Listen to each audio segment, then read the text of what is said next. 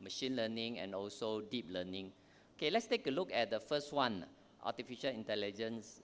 Based on the definitions, it's a system, smart system, or it could be a machines that can carry out tasks that typically require human intelligence. The most simple ones, you're having your smartphone now, which is driven or also supported by AI algorithm, okay? Let's take a look at the machine learning, okay? So machine learning is based on the algorithms that can learn from data and make decisions based on patterns observed, okay?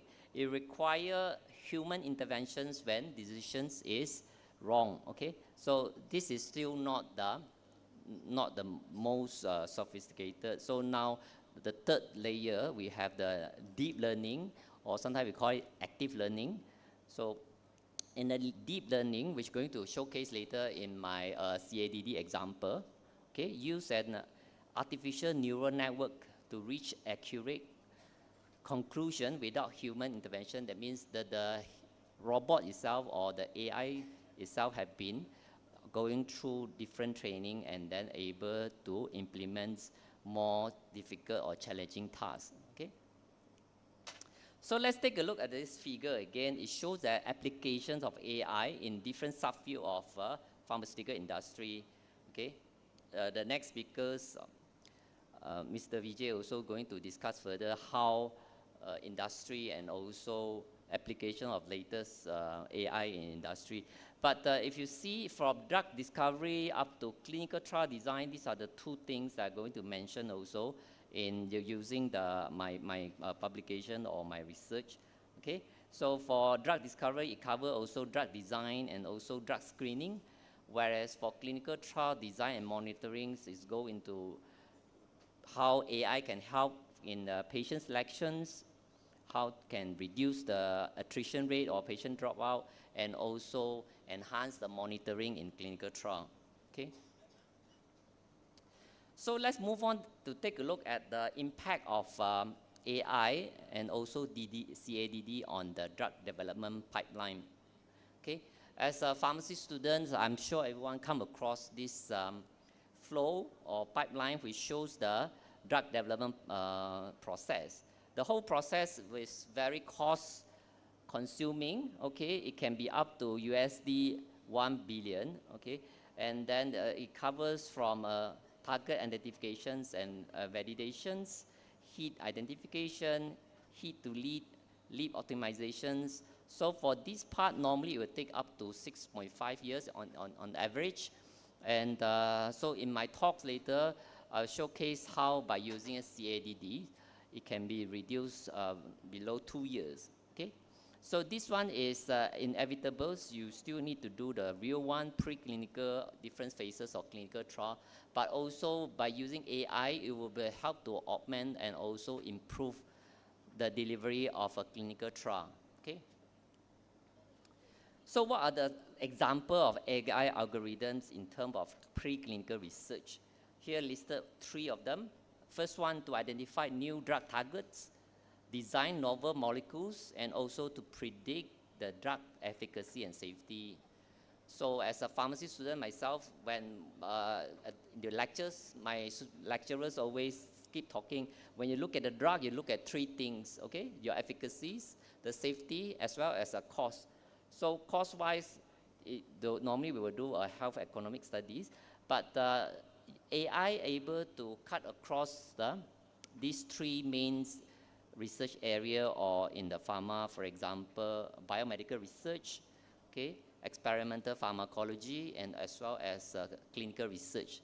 So in the following figure also they're going to show, it's going to also show how AI applications can do all this, for example, simulation of molecular dynamics, biomarker discovery, drug target prioritizations, drug discovery, drug repurposing, and also how to reduce the potential chemical toxicities, okay? So ladies and gentlemen, let's take a look of this example of how Alzheimer's disease can be, the new drug for Alzheimer's disease can be accelerated using AI. Okay, so for example, some of the existing Alzheimer's disease drugs are known for its more frequent adverse drug reactions. So by focusing on a safer drug that have less side effect or less adverse drug reactions, it can start from basic biomedical research itself. So during the molecular screenings, okay, the target identification itself, we can try to look at the DNA or RNA that have less prone, for example, to potential side effect. Okay, so subsequently you can do at the cell level using different cell lines, and also preclinical testing, working on the in vivo animal models. Okay, so and then in the clinical trial itself, by looking at the electronic health records, then we will be able to examine different side effects, how the drugs effects on the different organ systems. So this one you can see from the laboratory results. And finally, in the clinical trial itself, how the performance, okay, the safety profile and also efficacy profile of the drug during the real clinical trial. Okay. So these are one of the examples of the, can it be, okay. Okay, thanks. Okay, so Alzheimer's disease case study. So there is one recent reports that have covered the use of AI and open science in discovery of disease-modifying medicine for Alzheimer's disease. Okay, I would like to highlight this particular paper because it's stated very clearly here. Okay, the big data that have been or AI that rapidly and effectively expand therapeutic development efforts, and also in the higher computing power and availability of big data. If you remember the case study I show you using Priyanka and Uma, where they have collected data, and then with a bigger data set, there's much more you can use in terms of the data mining and also machine learning. So including as well the electronic health records and multi-omics profile, this can provide a better opportunity for new scientific discovery. Okay, I'm going to elaborate further on different multi-omics profile now. Okay, so let's take a look at this example on how AI algorithms have identified novel drug target for Alzheimer's disease. Okay, so if you see here the first part of the figure, okay, there is a general schematic for application of AI methods for Alzheimer's disease drug discovery. So the upper panel here show the input features for data training, including genetic and multi-omic data. So the multi-omic data here could be epigenomics, transcriptomic, and proteomic. Okay, we also have molecular representations as an input. You could have 1D or 2D dimension descriptors for molecule and proteins.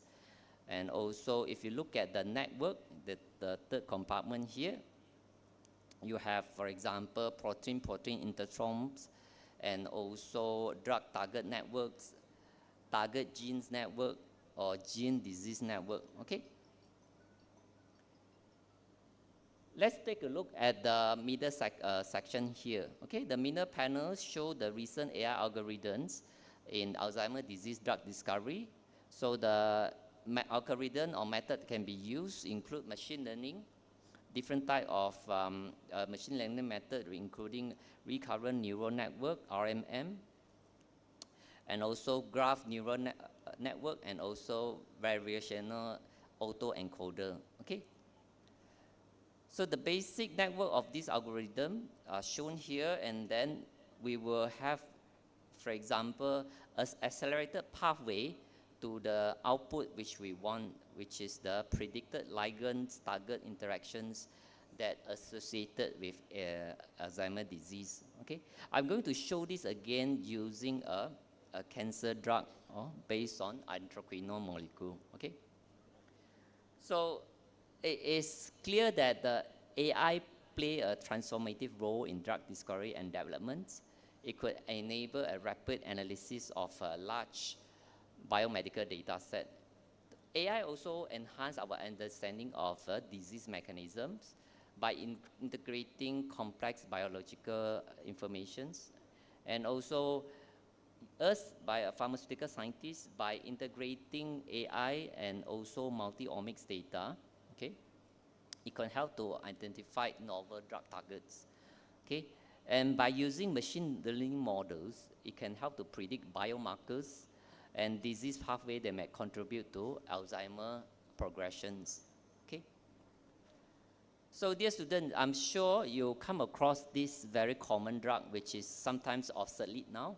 You have a newer drug that can be used to reduce your triglyceride, okay, Zenfibrozil, okay. So now with this AI, there is a way to show that the Zenfibrozil can be repurposed for the treatment of Alzheimer's disease rather than the treatment of high TG level, okay.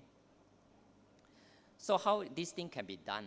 Okay, based on the studies, the Alzheimer's disease sequencing project have sequenced and also analyzed genome to uncover the risk and protective genetic variation in Alzheimer's disease. Okay, so this AI, as I explained earlier, can be utilized to analyze this vast data set and pinpoint potential therapeutic targets. Okay, the AI-driven network-based approach has also helped prioritize disease-associated genes and molecule pathway, which can be used for the identifications of for example, in the sickle cells anemia, which is also the theme of today's event. Okay. So using the NACTech, which is one of the deep learning framework, it can help to identify Zenfibrozil, which is a new repurposed drug for reducing Alzheimer's disease risk. Okay. How this thing is done, it was through real-world patients data analysis, or also called real-world data. So if you're working in the clinical research, most likely also you as a clinical research associate, this real-world data is one of the area which is very, very popular now. Okay. So let's take a look also, dear students, the clinical research impact, okay, of the AI. Okay. As you see just now, AI can help to enhance the patient's stratifications by analyzing genetic, clinical, and imaging data. Can be also for smaller clinical trial. Okay. The real-world data, which I've just mentioned from electronic health records, can be leveraged, can be helped to utilize to predict the treatment outcome, okay, which help to define the trial design. As you know, clinical trial is highly expensive because it involves various hospitals and also clinicians, where also pharmacists taking part as a clinical trial pharmacist. Okay. Now the AI-driven digital monitoring can help to ensure continuous safety and efficacy assessment in real-world setting. Okay, it's important to note also the AI-assisted electronic health record analysis have been used that can be used to match the clinical trial participants with appropriate eligibility criteria. So normally, if it's before using AI, the clinical trial associate have to spend time looking through all the potential candidate. But then now, if everything's information is online, okay, with a few click of buttons through a machine learning, there we can straight away identify the exact patients that can participate. Okay, so AI-powered multimodal analysis, including imaging data, for example, MRI, genetic analysis, and clinical data, can help definitely to improve the early Alzheimer's disease diagnosis and also how to monitor the patient's progress. Okay. Now let's take a look at the third part of my talk today, looking at how CADD can be used in cancer research. It's also part of the applications of AI in pharmacy. Okay. Okay, let me take a step back and look at another disease. So now we shift from Alzheimer's disease now to cancer. Cancer have touched the heart of many families. Okay, it's one of the leading cause of death globally, and cancer drugs still very much relevant now because even though there is a lot of advancement in cancer research, but there's still a lot of unmet needs of cancer treatment, because we found that a lot of cancer drugs can develop resistance, or it could have some intolerable side effect. Okay. So if we look at the natural product perspective, okay, endocrinolone, which is one of the commonly used scaffold, no, or structures in the research, it have very good anti-cancer properties that have not been looked into fully. Okay, so in my following slide, I'm going to show the example how we use endocrinolone as a lead compound for drug discovery for cancer. So the study was conducted in a few phases. The first phases is we have done a systematic review to identify the potential cancer proteins, okay, that have been commonly researched by other researchers. So for those who are very familiar with systematic review, you have to create your search strategy, isn't it? So the three search terms that we use here, the first one is cancer, endocrinolone, and also CADD. So the research question is, what are the target proteins and anti-cancer property of endocrinolone derivative that have been studied using CADD? Okay. So from our systematic review, we have identified up to 32 articles. Okay. Let's take a look on the what are these 32 articles reported. Okay. So this slide is about the key finding of the systematic review, which I've mentioned just now. 32 articles were included. Okay. So we found that the combining structure-based and ligand-based method can help to improve the heat enrichment and also balance each method limitations.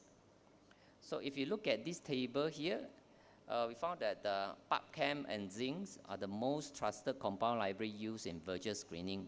Okay.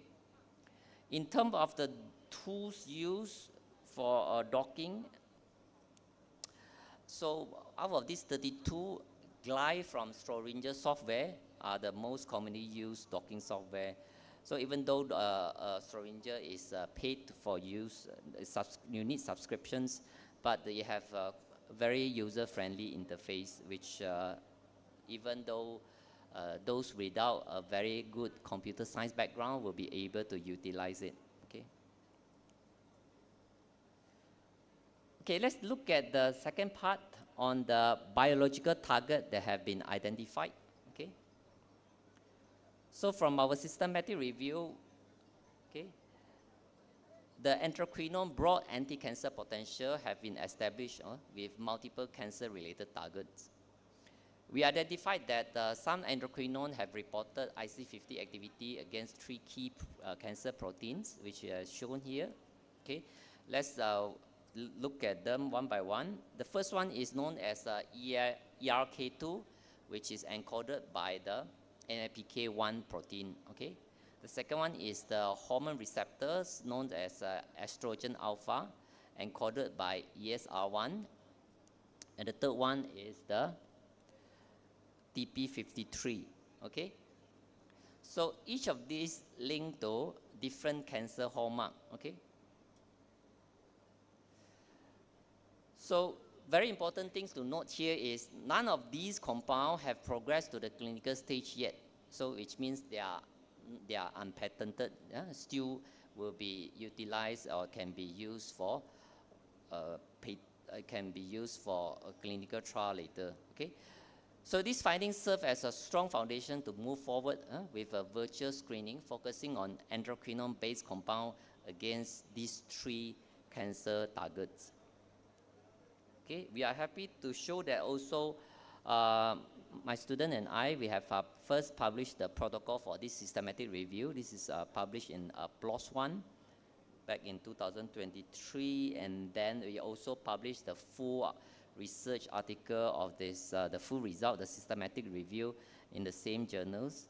Okay, if for those interested to go through that, I have included the link here. Okay. Okay, ladies and gentlemen, let's take a look at another stage of the research involving integrated computational framework. Okay, this is in fact the phase 2 of the project. So looking at the virtual screening of intracranial-derived library. Okay, so if you see here, the diagram shows the step-by-step workflow that we have used in achieving the phase 2 for screening of a previously published intracranial-derived library, which contain around 1.2 million compounds. Okay, so we targeted the 3 cancer proteins that I mentioned just now: ESR1, MAPK1, and also TP53. Okay, let me walk you through. First, okay, we prepare the protein structures and actives using the integrated tools in Schrödinger software. Then we split them into training and test set to build the QSAR model to predict the IC50 value. Okay, so at the same time, we cluster the 3D conformer of all active using the canvas tool in Schrödinger. Okay, so the representative structure from each cluster were then subjected to GPU shape screening. Okay, where we got the GPU 3D similarity score. Okay. Meanwhile, we also created pharmacophore hypothesis and mapped the library based on pharmacophore features using phase in Schrödinger. Okay. And then the fourth one, we performed structure-based docking using selected protein structure, incorporating active learning, which is part of the deep learning module, to optimize the process. Okay.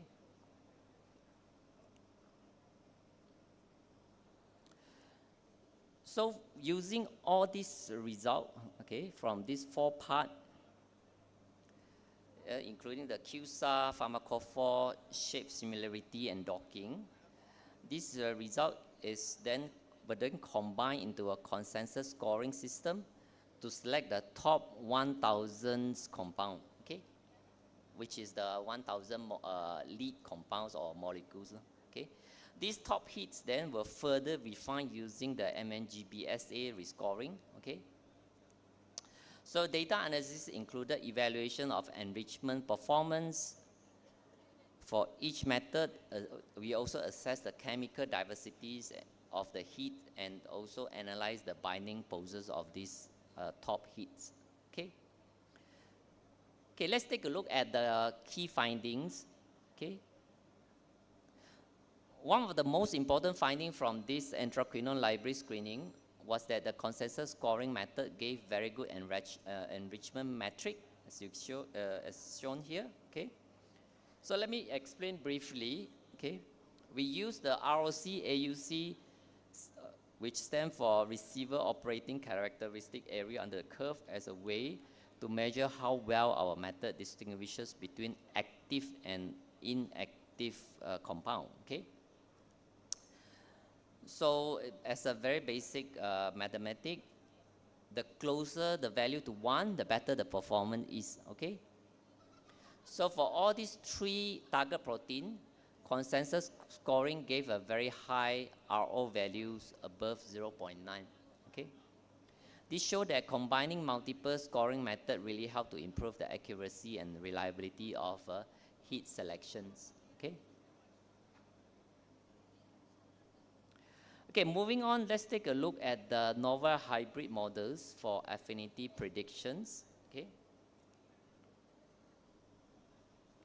So this is in fact very similar to the method just now using the intracranial library, but this time we apply the same integrated virtual screening workflow, but now with a much larger compound library, the Zinc20, which is in the stock subset, which contain around 30 million purchasable compound, which this means that we can conduct this study later, or the identified compound can be purchased online and then can be tested experimentally.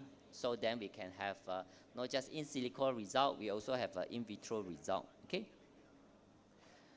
So also the study also serves as important validations. It helped to validate the virtual screening workflow on the broader chemical space from 1.2 million to 13 million now. Okay. So let's look at key findings of the Zinc-20 library screening. Okay.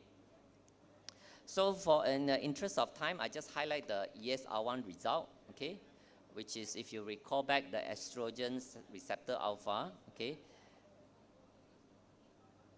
So one of the key findings from this screening was that the consensus scoring method again performed exceptionally well. Okay. If you recall back just now, the second part, I shown how the four score were then being combined as a consensus scoring. Okay. Let's take a look at the bedrock value, okay, which is a measurement of early enrichment and also the ROC value. Were both recorded closer to 1, indicating this method helped to rank the true active right at the top. Okay. Moreover, the enrichment factor 1%, EF 1% value was reported as 44.81. This means that in the top 1% of the heats, there was almost 45 times more active compound than expected by chance. So this is a clear sign of very strong early enrichment. Okay. Interestingly, some of the top ranked compound in consensus scoring were also non-bioactive compound. Let's look at the example here. So the compound ranks number 2 and 3, both already known for carrying some estrogenic activities. And the compound rank number 6 is actually a natural soy-derived compound that have documented activity against estrogen receptors. Okay. So on the other hand, there are 3 compounds in the top 6 list in the consensus scoring that have good potential to be developed into novel anti-cancer or anti-ESR1. Okay.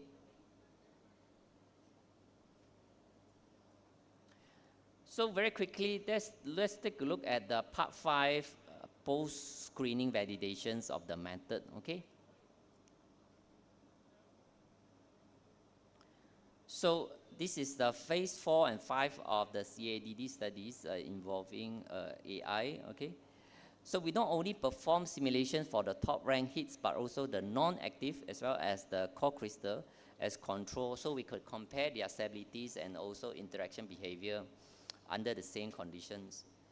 Also, we perform the NNGB assay calculation based on the NDS trajectory to estimate the binding free energy of each ligand protein complex. Okay. This gives us a very refined pictures of how strong each compound binds to the target in the simulated biological environment. Okay. So in brief, these workflows serve as a dynamic validation of the virtual screening in terms of interactions, stability, and binding affinities. Okay. So for those interested to go through the full result, you can find it in our recently published paper. So I have also included a link here. So we have reported the whole study result, which I have showcased just now. Okay. Okay, let's take a look at the predictive machine learning modeling that is in fact the phase 6 of my reported studies, looking at the development of novel bioactivities prediction of a machine learning model. So let me just walk you through very quickly how this works. Okay. So the whole figures workflow shows the systematic procedure starting from preparations of the training compound library, okay, for docking and NDH. With, if you recall back, I have just walked you through just now. okay, followed by extractions and engineering of multi-dimensional features, which included 5 different types of NDS-derived features, okay. The alpha-4 extracted descriptors as shown here, as well as the ligands structure descriptor, okay. So based on these descriptors, we have utilized 12 classical machine learning models, okay. We trained these models, okay, and the best performing models were chosen and further optimized. At the same time, in parallel, multiple deep neural network, DMN, were also constructed, and hyperparameter tuning was conducted to further enhance the predictive performance. So we are happy to say that we have created these hybrid ensemble models, okay? The hybrid machine learning models that combine a fine-tuned deep neural network with a classical new support vector regressions or SVR backbones, okay, which we identify as the best models with the best generalization and predictive power. Okay, why I say best model? Let's take a look at the numerical result, okay, based on the R square, okay. So in terms of the predictive performance, okay, the hybrid models achieve a training R square of 0.8943, okay. The test set R square is 0.6560, and the unseen hold up R square of 0.68, okay, indicating very strong generalization and minimal overfitting, okay. The mean cross-validation R square of 0.6546 further demonstrated the model stability across different data space, okay. Just to highlight also, if you see here, okay, although the DM model 2 appear as achieving higher R square for the unseen hold up and the cross-validation set, but the test set R square was in fact lower with the hybrid model. So that's why our reports show that the hybrid model offer an outstanding balance across all evaluation phases, particularly exhibiting improved test set robustness, okay. Also, the hybrid model maintained the lowest error rate across all data sets. So this is a strong indication that it is more accurate and less prone to large prediction mistake than the standalone DNN, okay. So this further validates the suitability for deployment in the predictive workflow, okay, as is being shown here just now, okay. So I also like to highlight the other related work that I have done by my research group, which is published in recent journals, including the synergy between machine learning and natural product, keen informatics, which we have helped to explain the application of lead discovery of endocrinal derivative, okay, and also consensus holistic virtual screening for drug discovery, where we use a different machine learning models, okay, which is different from what I have reported just now, okay.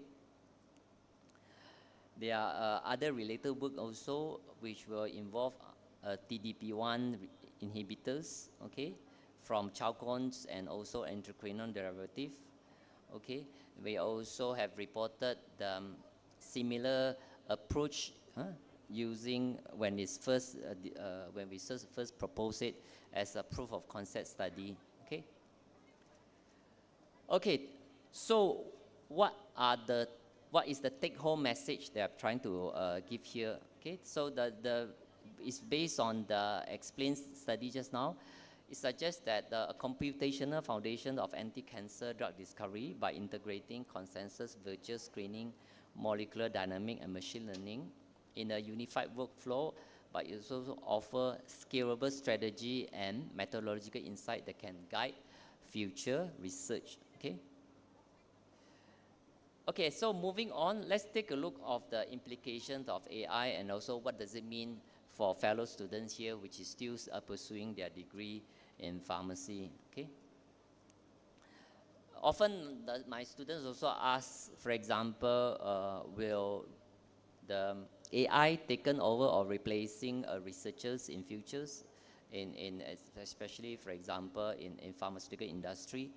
Okay, let's take a look by those authorities. Okay, so according to the American Society of Hospital Pharmacists, they came out with a policy of AI. Okay, the society is fully on board and believe that AI is the cornerstone of improving pharmacy practice and also a clinical pharmacy as long as it's done correctly. Okay, so let's take a look at their statements. Okay, the American Society of Hospital Pharmacy statements on the use of AI in pharmacy. Okay, so here, if you see clearly, it's stated full automations using AI should be reserved for algorithm tasks for which it is demonstrated that AI perform as well or better than a pharmacist itself. So we must demonstrate that if you want to apply AI in the clinical practice or also any kind of activities, first we must need to prove that AI performance is better than human. Okay. So what are the opportunities that AI can give to us at the moment or in the future? Okay. There can be a positive impact, obviously, in the reduction of mortality rate. If you based on the example that's being shown just now, AI can help improve the efficacy of disease diagnosis and also management and treatment. Okay. And the market of AI have potential to improve the healthcare outcome. This is quite conservative, 30 to 40%. It might increase in the future. Okay. It wouldn't necessarily, to answer the question just now, replace us as a pharmacist or researchers, but it's also help to assist the researcher by making better data-driven decisions. This is quite true. I think many of you are also trying to use ChatGPT, but obviously you have to abide by the rules how much AI can be used, for example, in your preparations of assignment. Okay. Don't derive your learning experience by AI. Please take notes. Okay. So the AI also would support to provide efficient medical treatment. Okay. What are the concerns of AI? Okay, in healthcare and also pharmacy? So as happen anything in our life, there's always a positive and also negative side. Okay. The problem same with AI. Okay. I just want you to take a moment to think also. The original development of AI need to be organized process utilizing factual and up-to-date informations. Without all these updated informations, it is very dangerous to rely on the AI. Okay, so the information utilized also therefore need to be updated frequently. Okay, in order to provide the best treatment and decision making for practice. Okay. Also, because there's a lot of new data coming out on a daily basis, there's information keep on changing. Okay, the AI also changing, so we need to re-evaluate each time. Okay, to ensure that the problem are identified early. Okay. So as a take-home message, most of us have experienced some of the issues associated with AI. They come from lack of data input or need to be optimized. So it doesn't mean that what is generated by the ChatGPT is correct. You need to digest it and then rationalize it. Look for the valid information yourself. Okay. So another very important question here is, can we trust our own clinical judgment, or can we trust the AI clinical judgment? Okay. So as I have stressed upon just now, all data and recommendations must be verified and also have oversight all levels, okay? If you, let's say, if you reported some things and then the information was predicted using AI, you need to clearly spell out that as your declarations, okay? So who should be responsible for incorrect data or incorrect recommendations? For example, in the hospitals now, the doctor asks you to start taking one medication. In fact, the information was recommended based on their machine learning data set that I have explained earlier. Is it a healthcare professional itself, the researchers, or the AI system? Okay, I leave it to you to decide, because this can be changed from in the past based on the latest IT development. Okay, so but it's very important for us to look into how discrepancy in judgment versus AI is handled, what we tell the patient itself, and then who is making the final decision here. Is it you or is it the AI? Okay. So lastly, let's take a moment to go through this very important role of pharmacists in AI. First, we need to determine what processes can be safely implement AI. Okay, as you recall back, the ASHP only recommend if it has proven AI can do better than human. Okay, investigate effectiveness of AI in different processes. Therefore, you need to do studies from time to time to validate these informations. Okay, to also develop new AI system to advance pharmacy practice and free up the time so that you can have more interaction with your patient itself. Okay, you don't have to then take too much time preparing the reports, because that can be safely or can be helped with use of the AI models. Okay. Okay, I'd like to also acknowledge and thank my collaborator and my graduated students for their very hard work in accomplishing all these wonderful studies, and also I'd like to acknowledge the funding bodies for my research, and also like to highlight also my university offers studentships. For those interested, you can also write to me. This is for our current QS and also THE ranking. Also take a moment to highlight where the location of my universities. So it's located just behind at the Sunway Cities. Also, where this is the one building of the university, which is just overlooking the Sunway Lagoon water theme park, and also 5 minutes walking distance to the Sunway Pyramid Mall, which is also adjacent to other hotels. Okay. Lastly, I also like to thank and sincere gratitude to the organizers, and also Dr. Karunaka and also Dr. Amit Modi for the kind invitation again. Thank you very much for your time.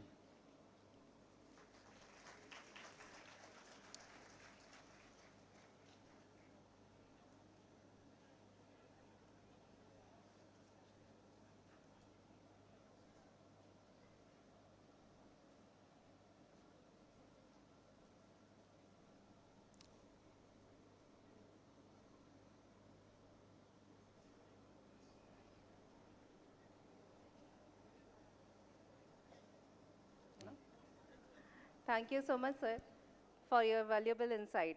And now we move ahead with the felicitation of our respected speaker. Sir, please come forward to the stage. May I request Dr. Revati Gupta ma'am and Dr. Saurabh Jain come forward for the presentation of the memento.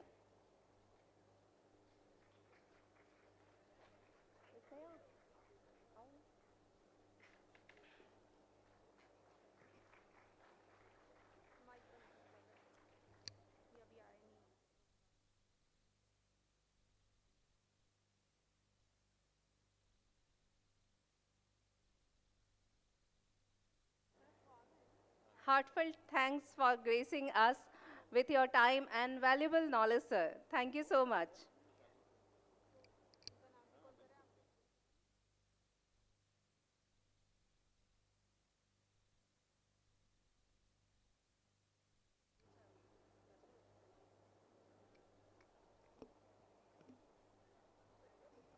Now, I would like to introduce you to our resource person, Dr. Vijay Charlu, sir, President at Corona Remedies Private Limited, Ahmedabad. I request you, sir, to please come and join the stage.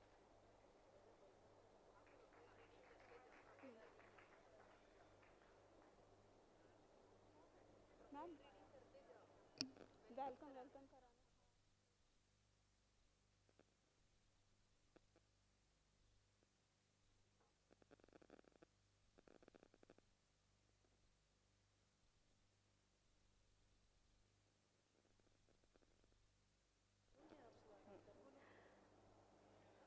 Now let's welcome to our guest, Dr. Revati A. Gupta ma'am and Gaurav Jain sir. Please welcome our guest with bouquet and plant.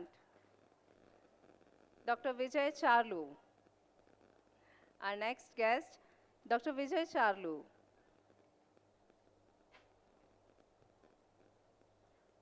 Please welcome him with a big round of applause.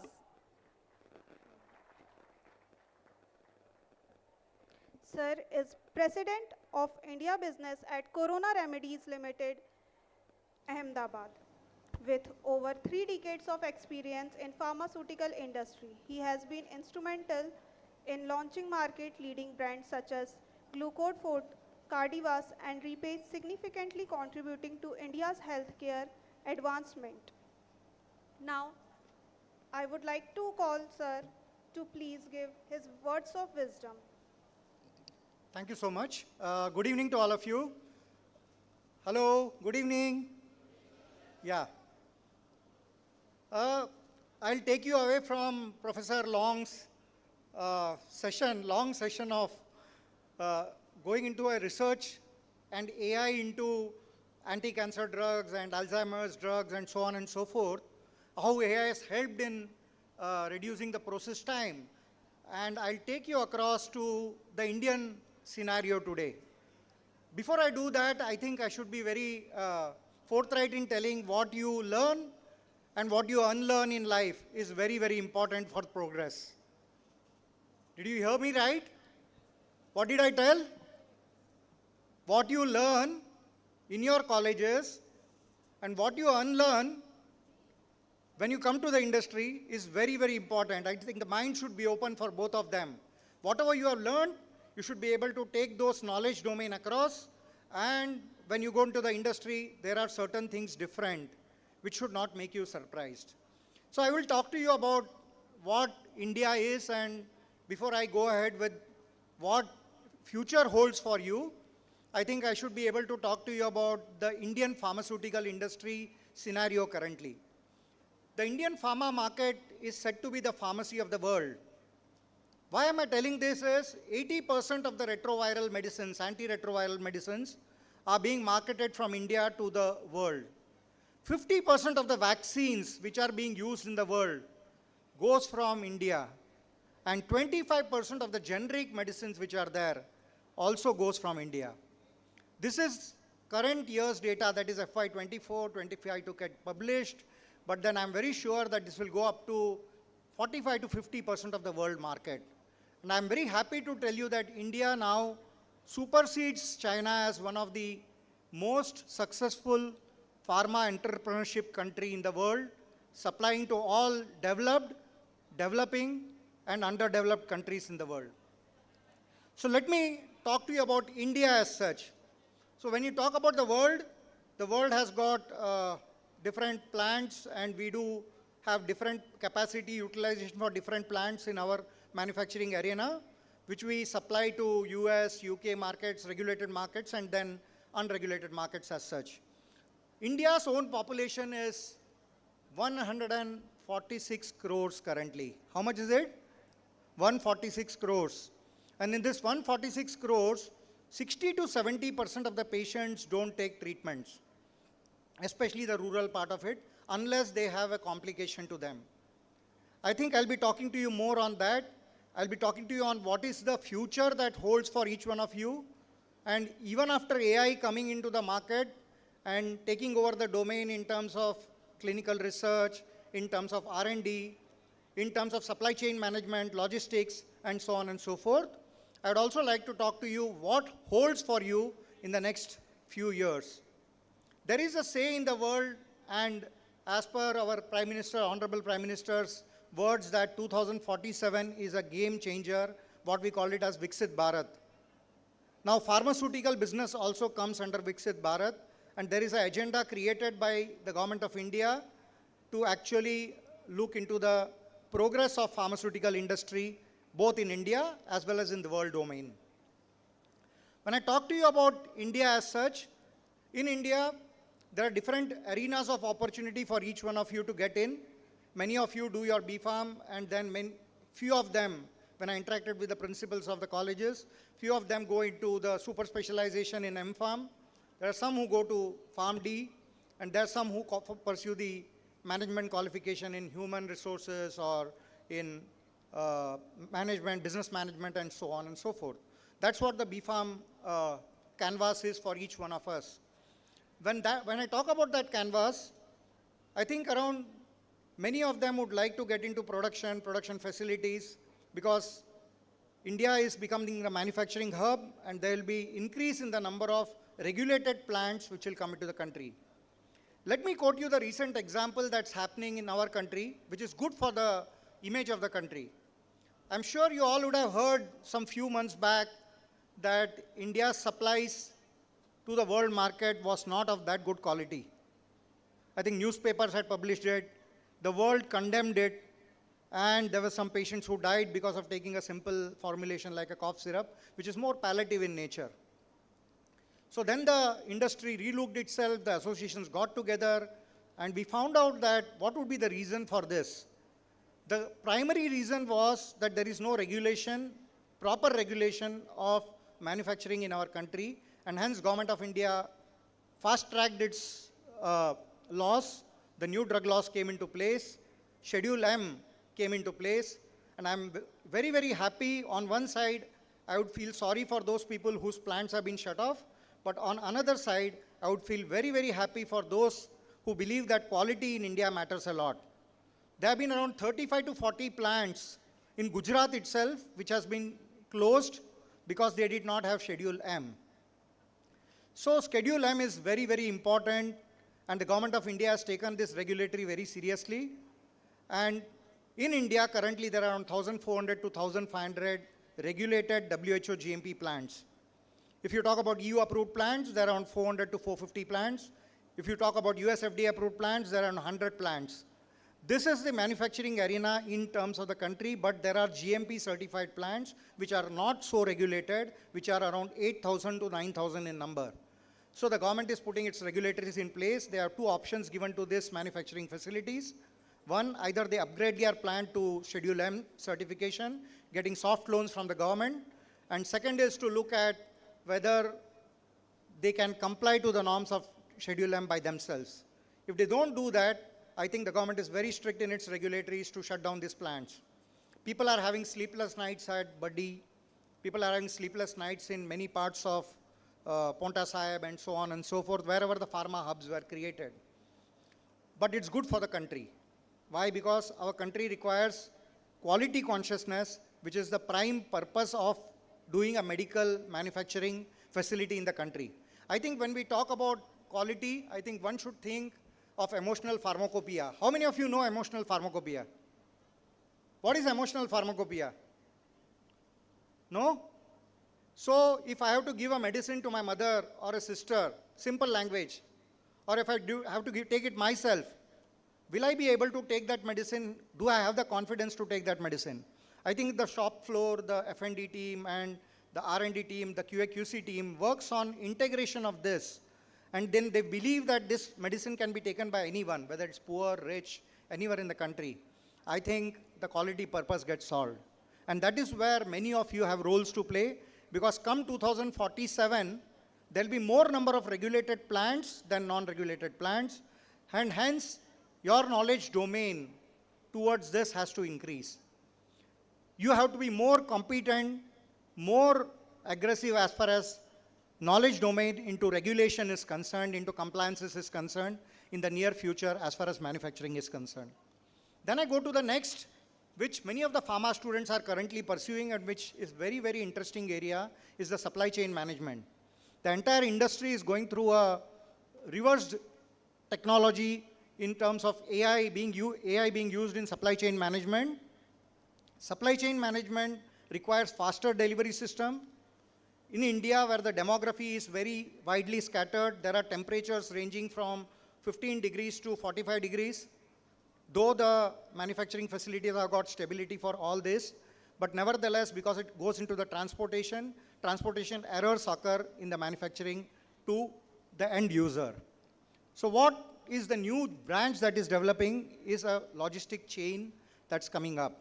So many of the pharma students I see and I talk to them of late, whether it's DY Patil or many of the colleges where I go as guest lecturer, I find that many of them get interested into this part of the business as well because they know pharmacy. So they are very aware of the what the molecule is, how the stability is, what is the shelf life, and so on and so forth.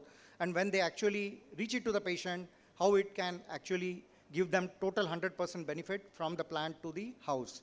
This is one thing which is coming up as a new branch. Second, I would like to talk to you about is the sales and marketing arena, which again is a very broad spectrum into international and domestic markets. This is one scope of opportunity for all of you. India is going international in a very big way. We are very competitive as far as quality and affordability is concerned. And as Professor Long mentioned in his talk, that efficacy, safety, and economy of medication is very, very important for a successful company to exist. So there is a lot of international opportunities which will open up for you. So if I divide the entire pharmacy or the super specialization people into different brackets of pharma industry and how we will be able to absorb you into the business, I think factories are one. Inside the factories, there are different departments. So in those different departments like QA, QC, F&D team, the R&D team, you will be one of the assets if you are able to really be competent. Second is the marketing arena. Third is the logistics arena. And the fourth is the hospital pharmacy business. Because number of hospitals and corporate hospitals are increasing, and hence the domain or people who would like to join hospital pharmacies, they are also very, very strict about their compliances and results. This is as far as your future is concerned. Let me tell you, India is still uncatered to a lot of population, and there is a lot of scope of opportunity. So AI will not pull away opportunity from you. AI will add opportunity to you because we still have only 25% of the adherence as far as patient adherence into the medication is concerned. And hence for each of you, the role becomes much more stronger as far as using AI is concerned, right from drug discovery, where the number of steps and the errors come down, to creating clinical trials from phase 1 to phase 4. AI plays a very big role in negating and giving positives of a patient disease pattern and the solution to it. And when it comes to the supply chain part of it, again, supply chain also, AI has a very, very important role to play. We personally, as a mid-sized company, amongst the top 30 companies in the country, do use a lot of technology in our manufacturing to end result arena, and that's not reduced our jobs. So AI will not take away pharmacy jobs, that's one thing for sure. I wanted to give you that confidence, because Gen Z or people who are going to go into the pharma world in say 27, 28, I don't know which year you are in, but whenever you go into the industry and you are industry ready, I think you have still 20 years to take India to the #1 position and topmost lead as far as Indian pharma business is concerned. So talking about this, I thought I should share these words of wisdom with you all, and I wish all the best to each one of you for your further careers. And being a part of the NIPER realignment programs for their education purpose, I am closely in touch with NIPER Ahmedabad. I keep going for their external examinations as well. Very sure that you all would be working very hard to ensure that you all do well. But one thing is sure, industry will accept you only when your competencies are more than what your studies is.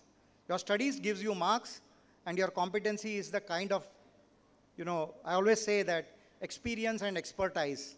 I think experience is a must as far as learning is concerned, but once you enter the industry, expertise matters a lot.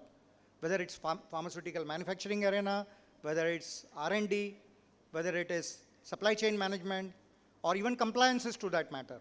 So I would like to sum up my talk here and invite you all to the pharmaceutical industry. It's a very wonderful industry.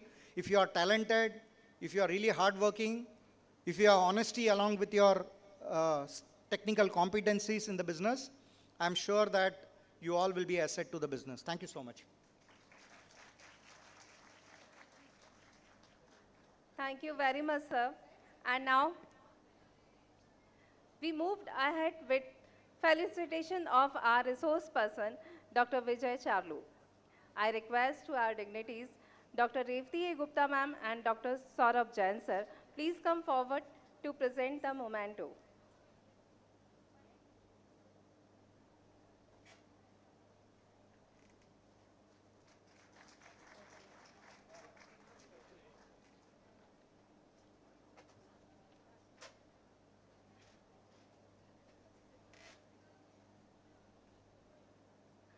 Thank you so much, ma'am. Thank you so much, sir. Now comes the most awaited.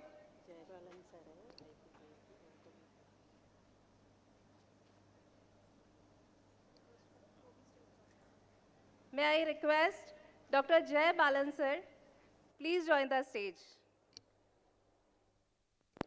Now comes the most awaited part of the day, the award announcements. These awards recognize hard work, dedication.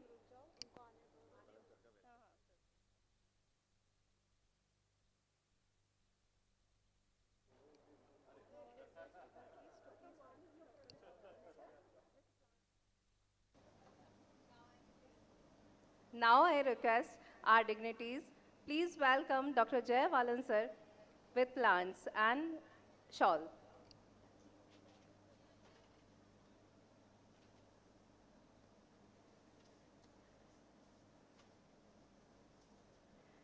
Please welcome him with a big round of applause. Please welcome.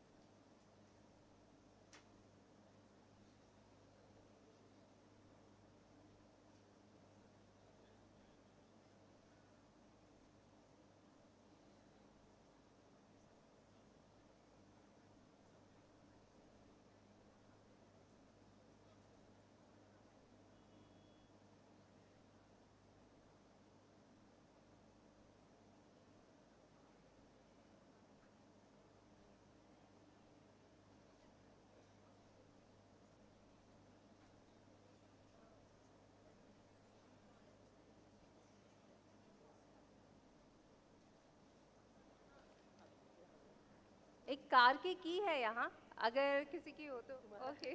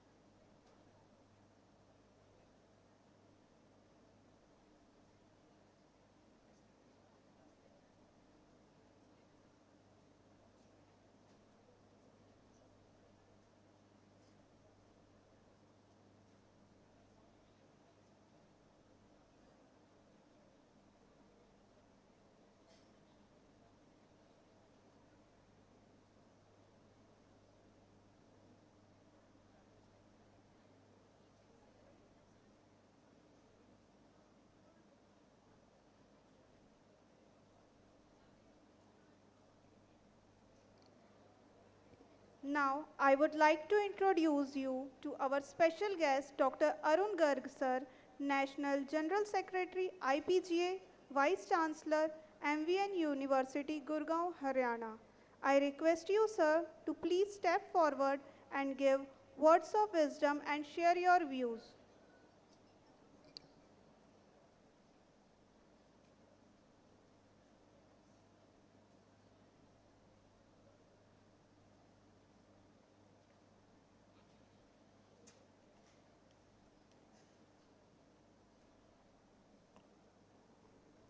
Namaskar.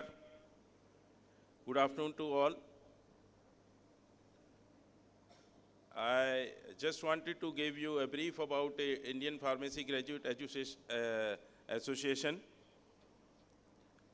Our association has started in 1973, and in 2023 we celebrated the Golden Jubilee of our association. The association has grown tremendously by way of state branches doing excellently well, organizing conferences, workshops, seminars, and we too have a women forum and a student forum. Last month we organized the 37th annual conference of IPGA in Lucknow, and it was attended by 1,800 delegates. The present conference, organized by APJ Abdul Kalam University under the Association of Indian Pharmacy Graduate Association, Madhya Pradesh branch. You have witnessed it. It is also a very good conference, and it is an eye-opener to all of you regarding this several diseases. I would like to, hello? Annual report, I am trying to give you a just glimpse of the whatever activity last year we have completed under the banner of IPGA, and also like to inform that the 75th Indian Pharmaceutical Congress is going to be organized by Indian Pharmacy Graduate Association in New Delhi. I invite you all to participate. Generally, the Indian Pharmaceutical Congress is held in third or last week of December. The 74th IPC, as you may be knowing, that it is going to be held on 19, 20 and 21st December at Bangalore.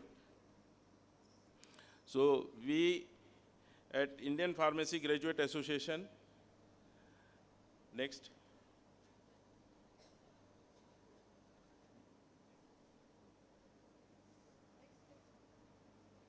थोड़ा छोटा करेंगे इसको. It was established in 1973. We have 21 state branches and several local chapters. We have more than 10,000 life members. And we have a permanent office of Indian Pharmacy Graduate Association at New Delhi. We also provide scholarship to the poor students who are not able to afford their fees, and we also provide seminar or conference grant to colleges. Next.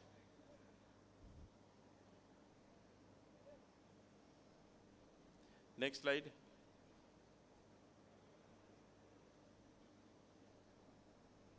This is the glimpse of our CEC meeting, Central Council meeting, which was held in New Delhi. Next.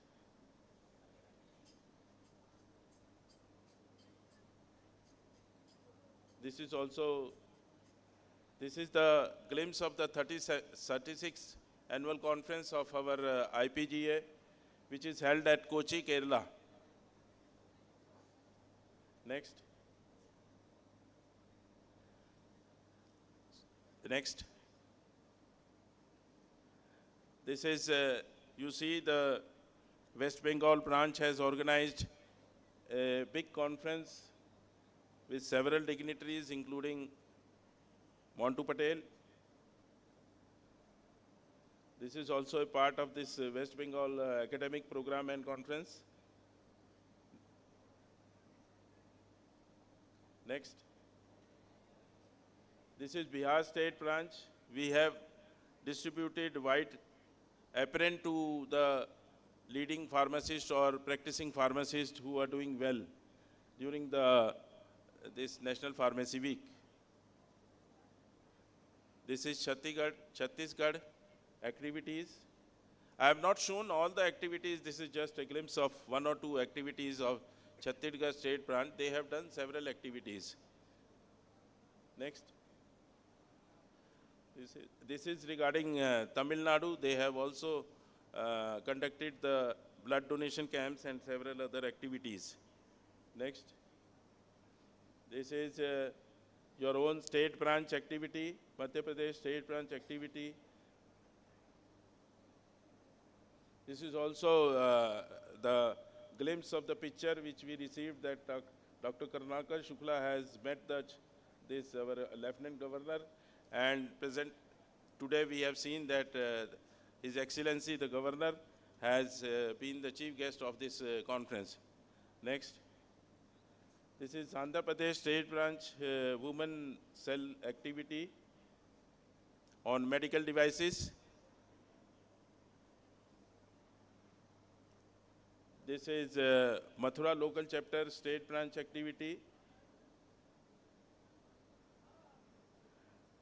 We have recently reactivated the Punjab State Branch, and they have conducted one very big conference. This is regarding Haryana State Branch.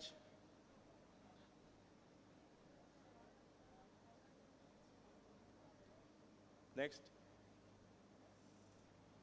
This is the Palwal Local Chapter, which has done the FDP on health, AI and healthcare. Next. This is the World Pharmacist Day celebration.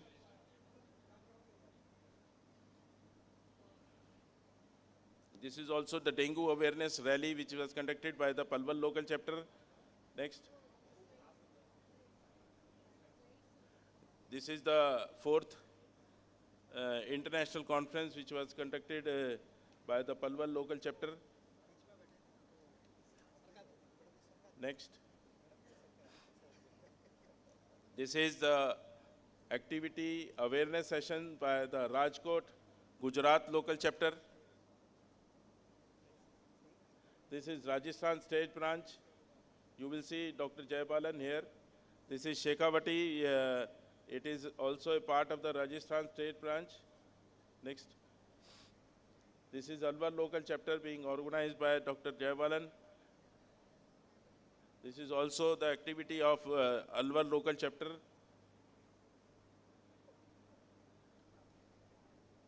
This is Odisha State Branch activity international conference on advances in pharmacy. This is some of the activities. Women Forum has done approximately 20 to 30 activities in all states. Next. So here I can tell you that Indian Pharmacy Graduate Association is a very transparent organization working for the benefit of the graduates and postgraduate. We fought for several issues with the government, state government, for wherever there is a problem, and we have more than 10,000 life members. I request everybody to join IPGA. Next. So we are 1 million pharmacists. Let our voice be heard nationally. So join Indian Pharmacy Graduate Association. Next. This is the life membership fee, which is the lowest among APTI, IPA and other. Next. Thank you so much. Thank you.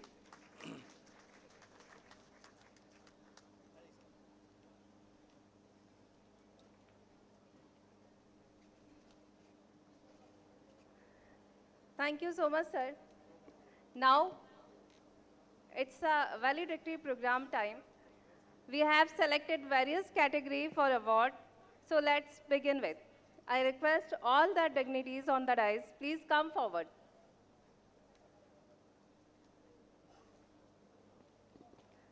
All the dignitaries, please come forward. So let's begin with Dr. Namita Manocha, Best Academician Award. Dr. Namita Manocha, Best Academician Award.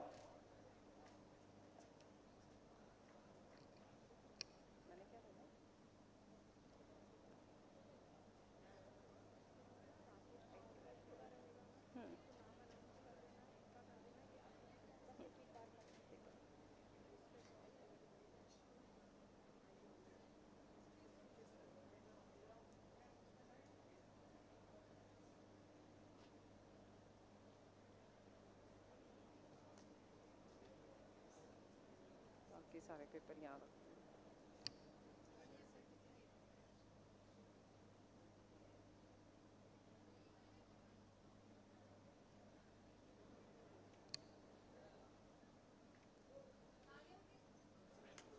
तालियों के साथ स्वागत करें।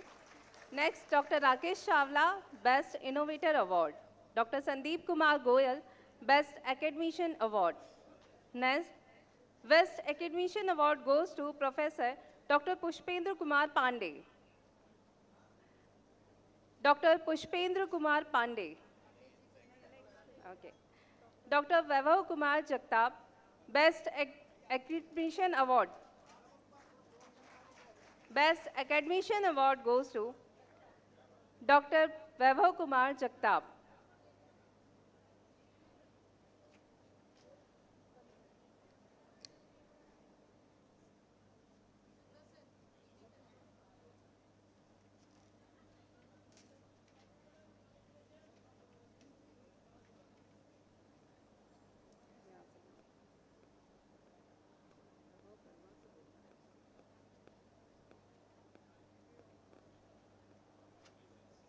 Next, Best Academician Award goes to Dr. Vaibhav Verma.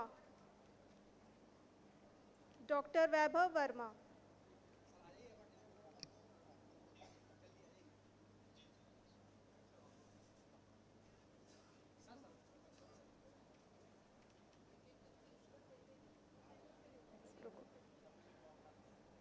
Dr. Ragini Bundela as Best Academician Award. Next, Young Scientist Award goes to Dr. Priyanka Nagar.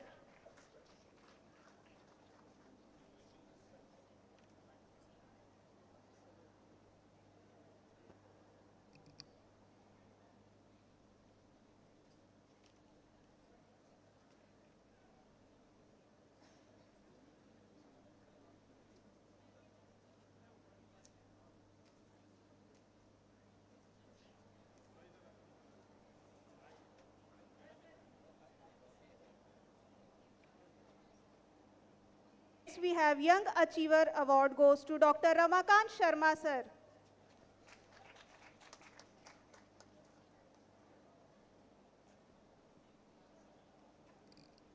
Please तालियों से स्वागत करें हमारे सभी अचीवर्स का।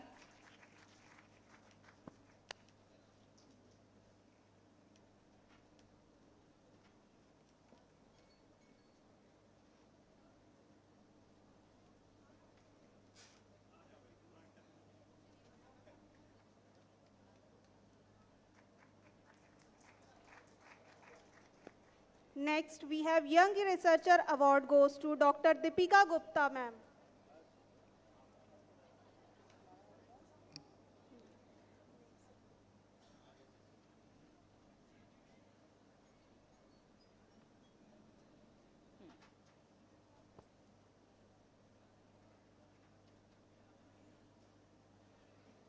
जोरदार तालियां बजती रहनी चाहिए। Congratulations to all of you. Next, we have Best Innovator Award, Dr. Megha Jha.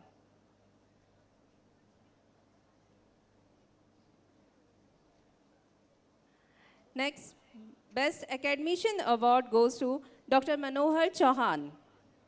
Dr. Manohar Chauhan. Congratulations, ma'am.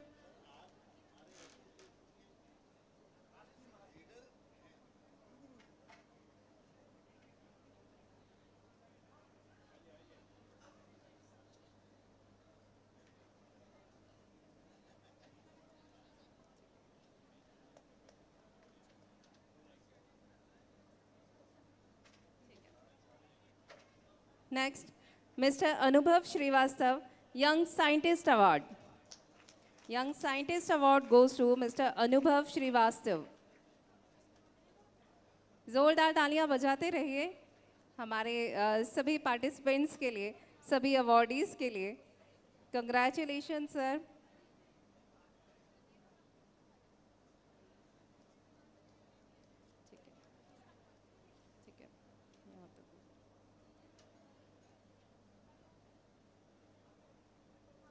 Next, Best Academician Award goes to Dr. Pushpendra Kumar Pandey. Dr. Pushpendra Kumar Pandey. Congratulations, sir.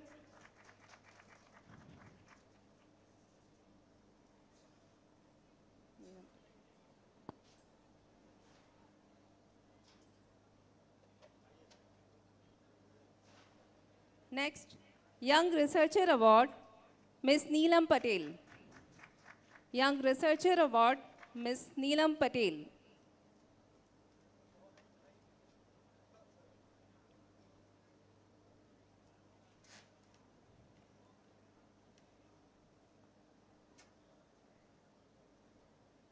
Congratulations, Pandey sir. Next, Ms. Neelam Patel.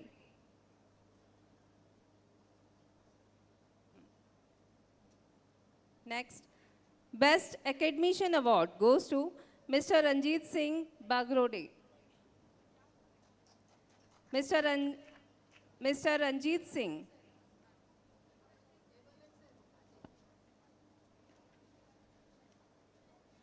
Congratulations, ma'am. Next, Best Academician Award goes to Mr. Ranjit.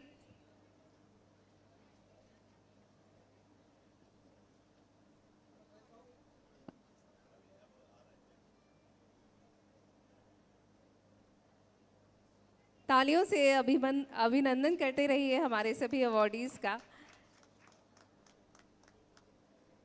Best Young Achiever Award goes to Mrs. R.T. Chaudhary. Young Achiever Award goes to Mrs. R.T. Chaudhary.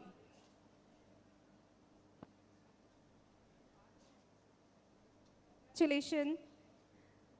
After this Young Achiever Award, Ms. Aisha Khan. Ms. Aisha Khan, Young Achiever Award.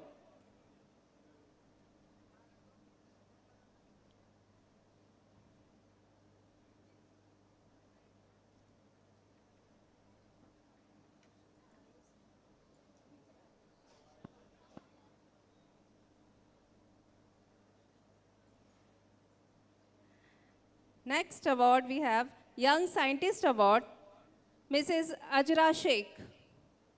Mrs. Ajra Sheikh.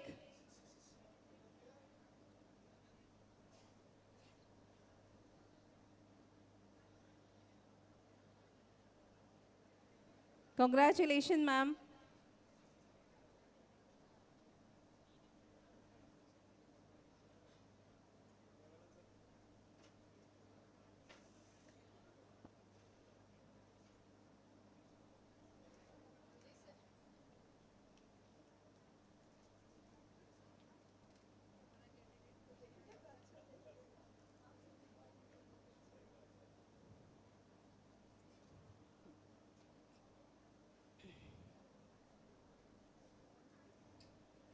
Congratulations, ma'am. Next, Young Researcher Award goes to Ms. Archana Pachore. Ms. Archana Pachore, Young Researcher Award. जोरदार तालियां बजती रहे.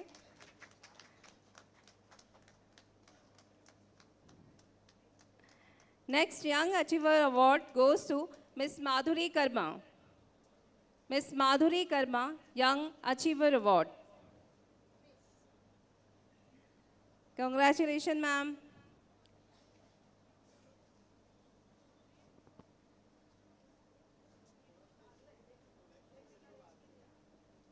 Next, Young Researcher Award goes to Ms. Sneha Singh.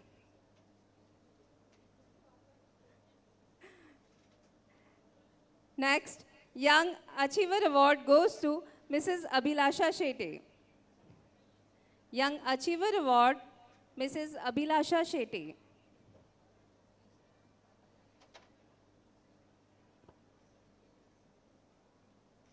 Congratulations, Madhuri ma'am. Sneha Singh, Young Researcher Award. Okay, ma'am.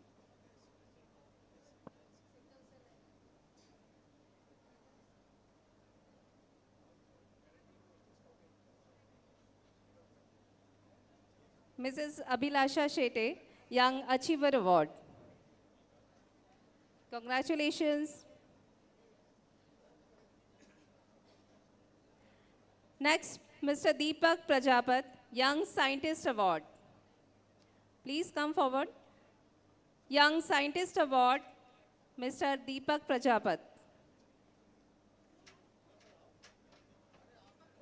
Okay. Young Achiever Award, Ms. Gulabshan Mirza. Ms. Gulabshan Mirza, Young Achiever Award.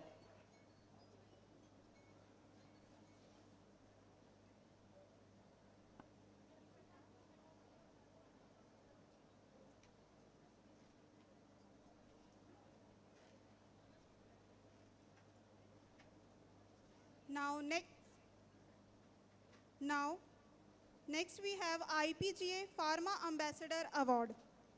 So the first one we have Dr. Sachin Jain sir, Principal, Oriental University, Indore.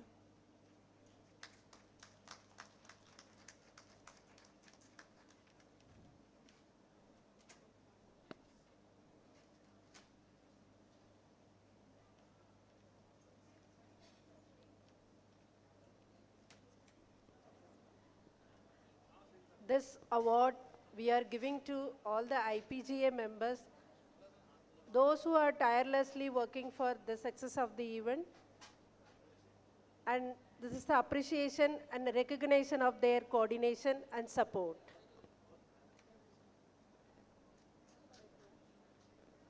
Next we have Dr. Rajesh Nagar sir, Professor, Oriental University. Next we have Dr. Nitesh Jain sir, Professor, Modern College of Pharmacy. Next, Dr. Dharmendra Solanki sir, Principal, BM College, Pharmacy.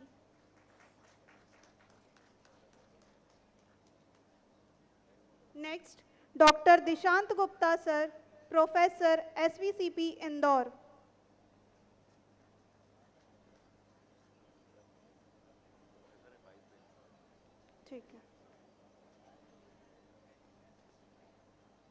Next, Dr. Prateek Jain sir, Principal, Adina College, Sagar.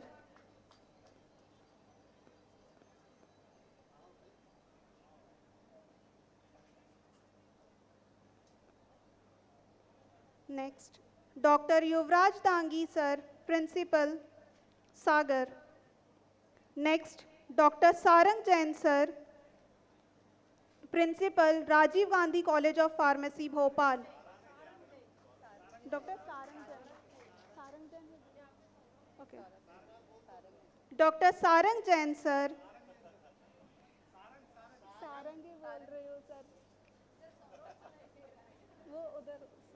Dr. Sarav Jain sir, Principal, Rajiv Gandhi College of Pharmacy, Bhopal. Dr. Vishwanath Gupta sir, Principal, Globus College, Bhopal.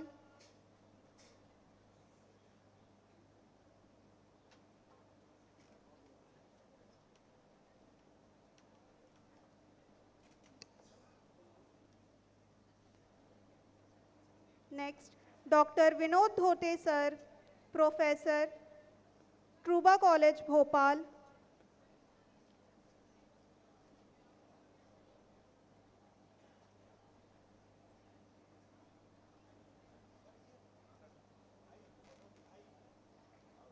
Next, Dr. Govind Soni sir, Professor, School of Pharmacy, Dr. APJ Abdul Kalam University, Indore.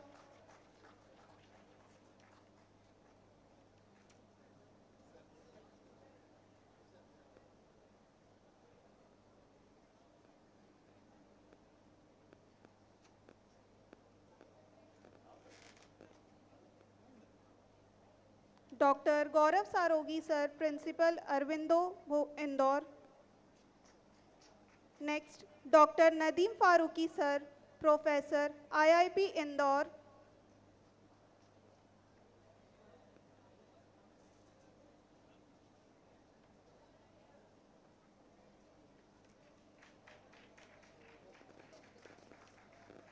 Next, Dr. Harit Rawal sir, Principal, LNCP Indore. Dr. Yogendra Kumar, Professor, LNCP Indore. Dr. Sumit Dwivedi, Professor, Acropolis, Indore. Dr. Prashant Tembre, Professor, Guru Ramdas Khalsa College.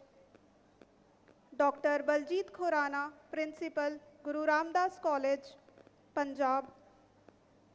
Dr. Gaurav Jain sir, Principal at Vikrant College. Next, Dr. Neelam Khan, Principal at Amaltas College.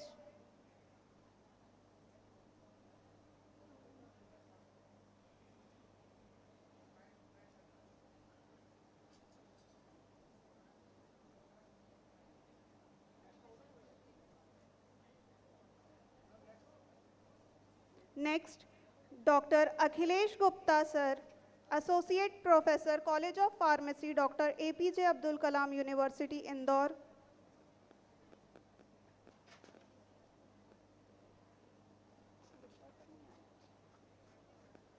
Next, Dr. Amit Joshi sir, Principal, LNCT, College of Pharmacy. Ms. Sonali Randwa, Assistant Professor, Keval Shri Institute of Pharmacy College.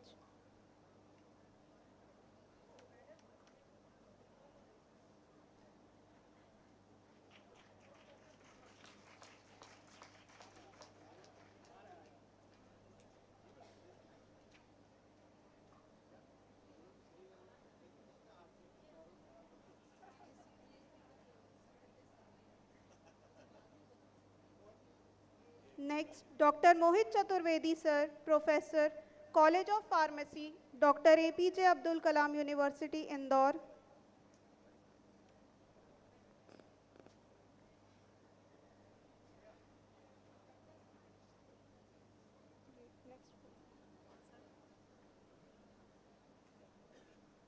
Congratulations, ma'am.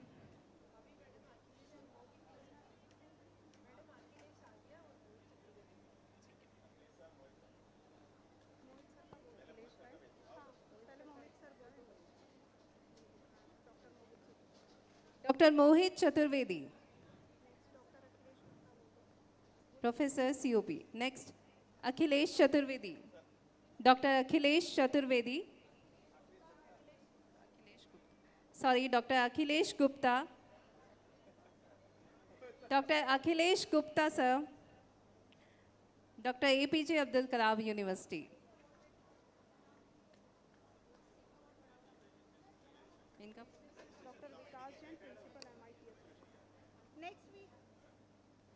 Next we have Dr. Vikas Jain sir, Principal, MIPS Ujjain. Congratulations, sir.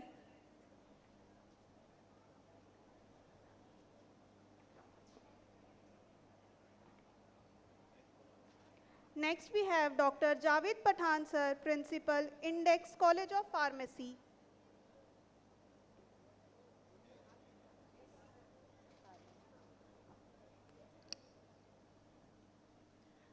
Please give a big round of applause to all awardees. तालियों की गूंज के साथ आप सभी का स्वागत करिए.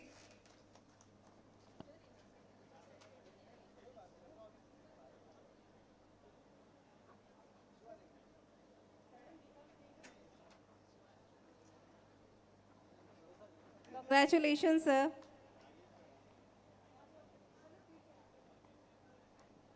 Next, we have Dr. Praveen Sharma, sir, Professor, IIP Indore.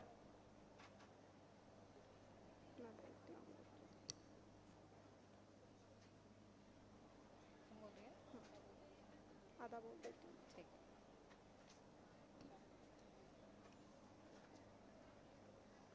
Next, we have Mamta Chaudhary from IOP.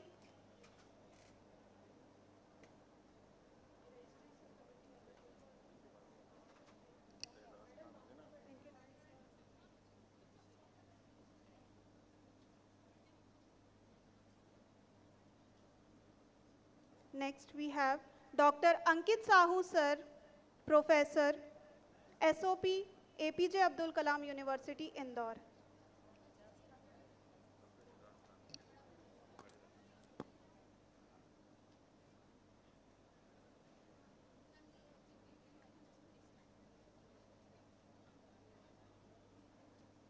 Next, Dr. Ejaz Khan, Raghukul College of Pharmacy.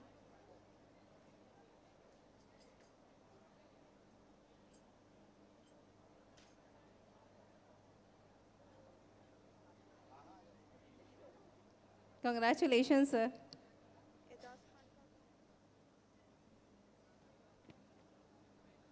Dr. Ajaz Khan.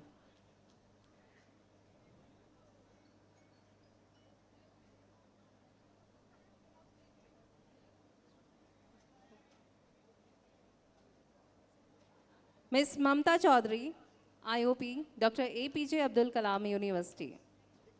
Next, Mr. Abhishek Prajapat.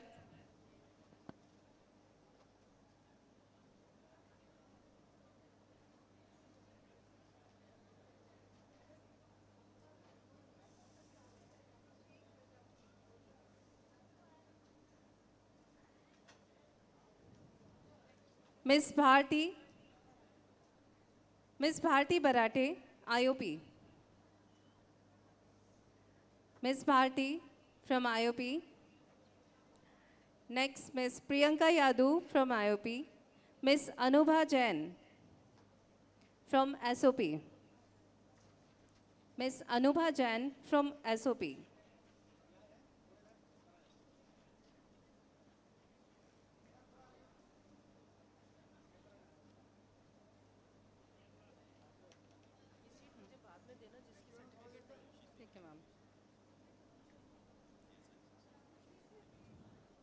Ayushi.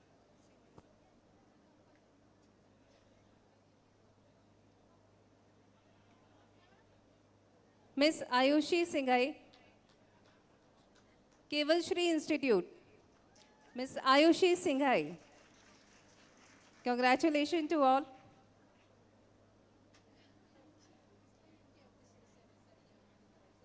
Miss Ayushi Singhai.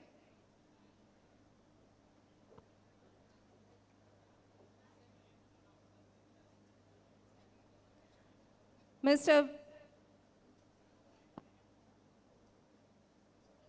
Mahajan, Mr. Vinay Mahajan from IOP.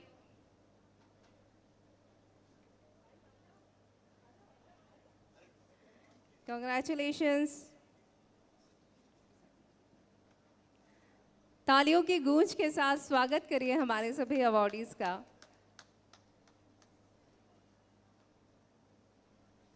Next, Ms. Pranjul Jain from SOP. Ms. Pranjul Jain from SOP.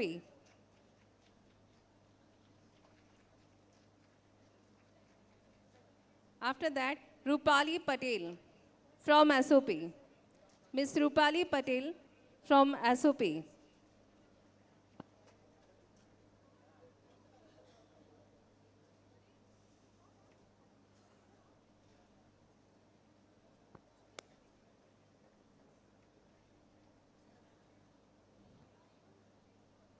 Mrs. Ruchika Shukla from SOP. Mrs. Nutan Memrod from IOP.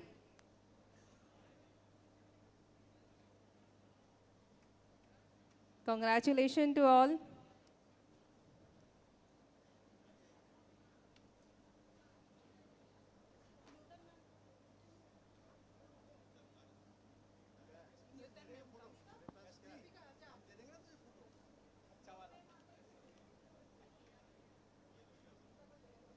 Congratulations to all of you.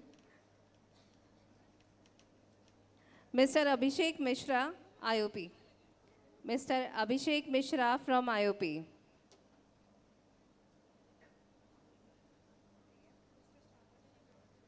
Mr. Sagar Sharma, IOP. Mr. Abhishek Mishra and Mr. Sagar Sharma.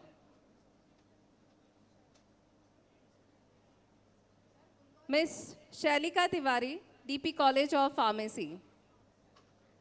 Ms. Shalika Tiwari.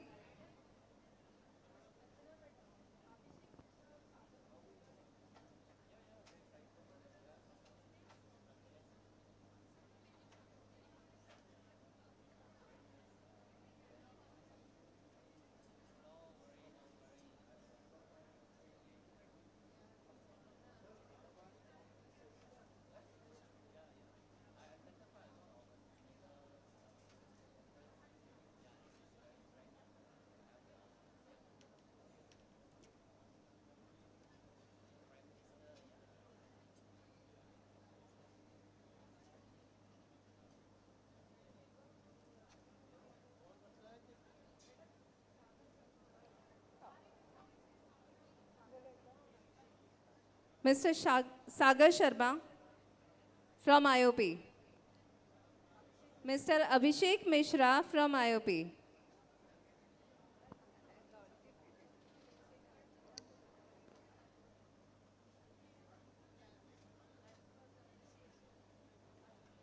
Mr. Abhishek Mishra.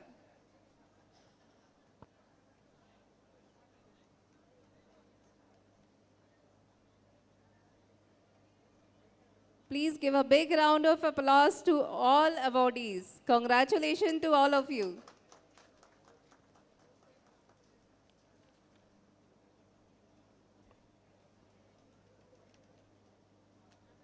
Many, many congratulations to all achievers.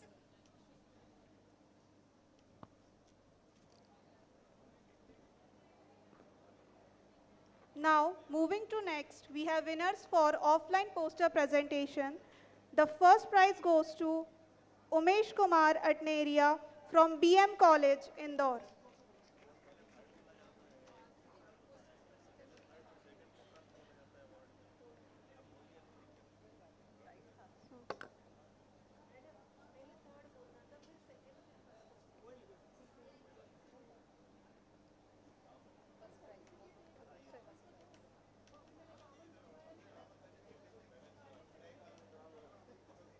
Congratulations, sir.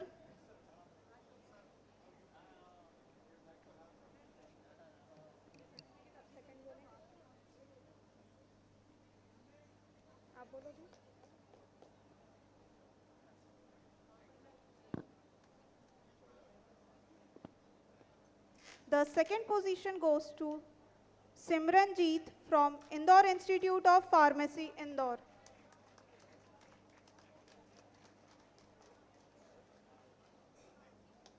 Next, third position goes to Aviral Bhavsar from SAIP, Indore.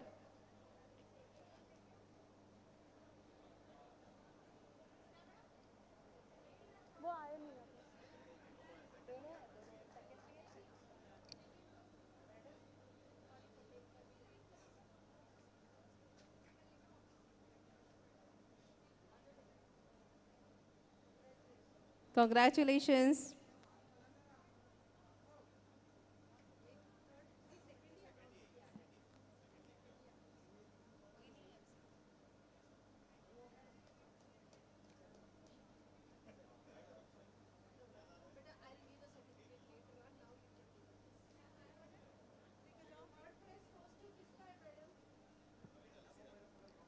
Third prize goes to Aviral Bhavsar.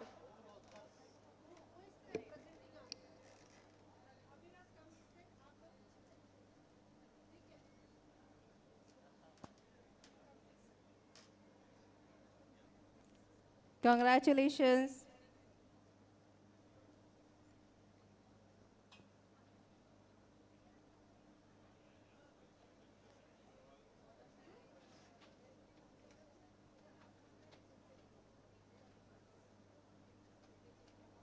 Next, in online poster presentation, the third position goes to Simran Khan from Chameli Devi Institute of Pharmacy. Second position goes to Shabana Aziz.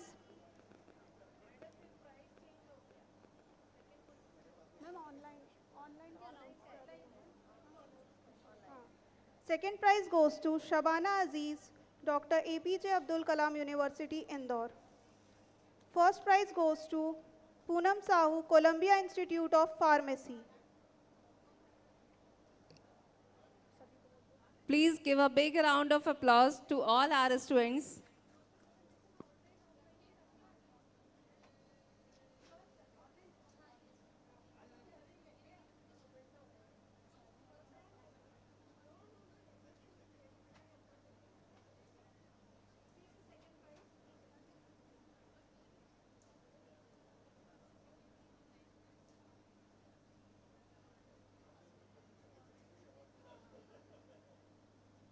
Nine presentations, second prize.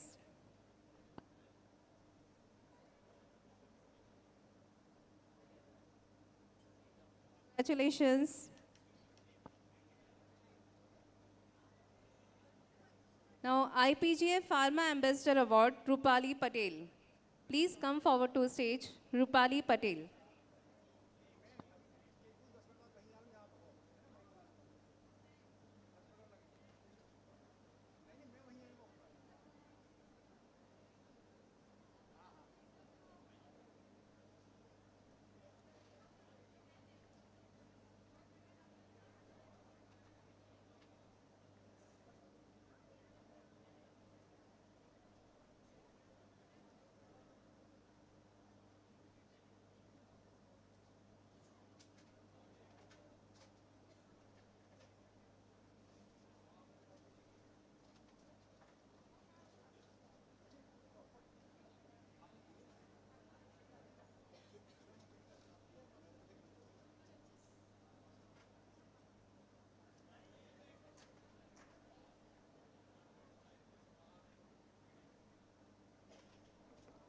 Now it's time to felicitate our judges.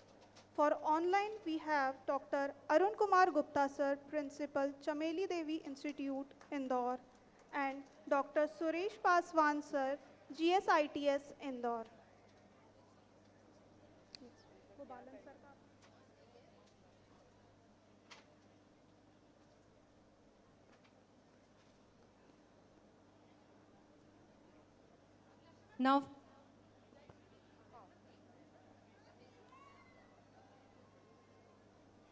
Now, it's time to felicitate our judge, Dr. Jay Balan. And Dr. Mani Vandan sir. Dr. Mani Vandan sir.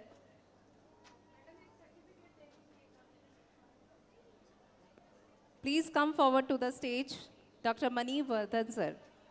Vandan.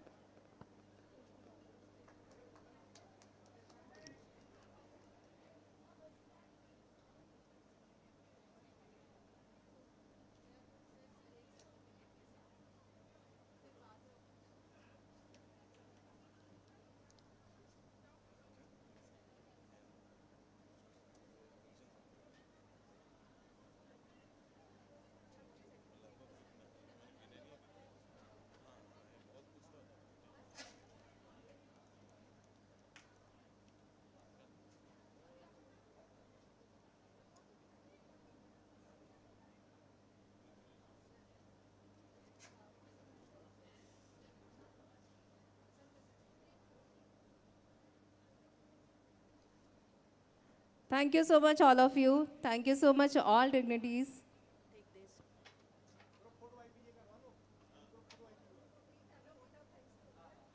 Please have a seat, all dignitaries. Thank you so much, all of you. So, coming to the end of session, I would like to request Dr. Saurabh Jain, sir, Secretary, IPGA MP State Branch, to deliver vote of thanks.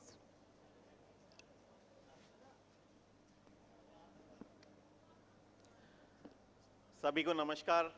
मैं doctor Saurabh Jain, IPGA general secretary MP state branch, आप सभी को धन्यवाद देता हूं। आप सभी ने इस कार्यक्रम में उपस्थित रहकर हमारे कार्यक्रम की गरिमा को बढ़ाया।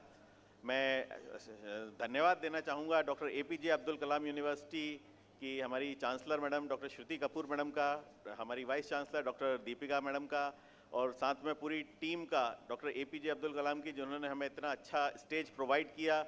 हमारे इसके बाद मैं धन्यवाद देना चाहूँगा हमारे राज्यपाल सर का, उन्होंने आके और हमारी कार्यक्रम की गरिमा को और बढ़ाया।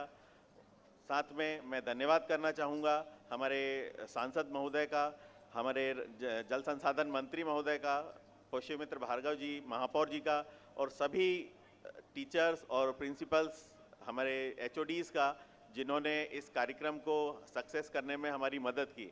मैं धन्यवाद देना चाहूँगा हमारे सभी स्टूडेंट्स का, जिन्होंने कार्यक्रम को इतने अच्छे सुचारू रूप से चलाने में हमारी मदद की और शांतिपूर्वक इस कार्यक्रम को निपटाने में हमारा सहयोग किया। साथ में मैं धन्यवाद देना चाहूँगा सभी उन लोगों का, जिन्होंने परोक्ष और अपरोक्ष रूप से इस कार्यक्रम को सफल बनाने में हमारी मदद की है, और साथ में आईपीजीए सेंट्रल टीम का, जिनके मार्गदर्शन में हमने इतना अच्छा कार्यक्रम आयोजित किया। मैं सभी को और साथ में धन्यवाद देना चाहूँगा भगवान का, जिन्होंने हमें इस कार्यक्रम को कंप्लीट करने के लिए इतनी अच्छी शक्ति प्रदान की। धन्यवाद आप सभी का। Thank you.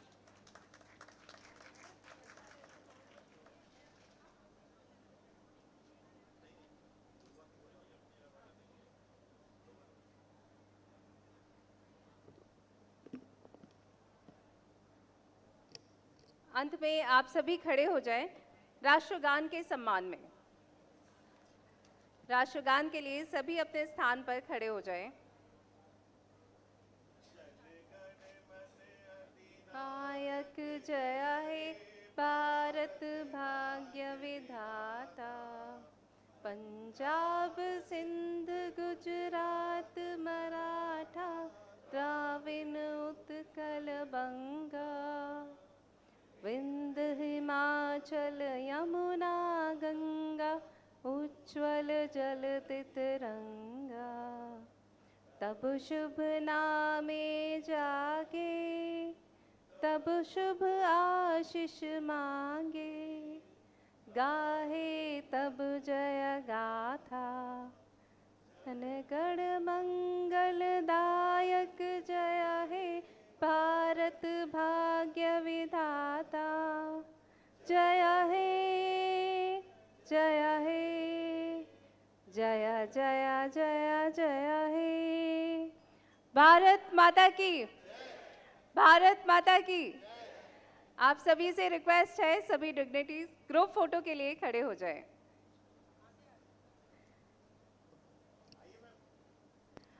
उसके बाद सभी प्लीज सभी आए स्टेज पर। All faculty members, dignitaries, please come forward to the stage for group photo.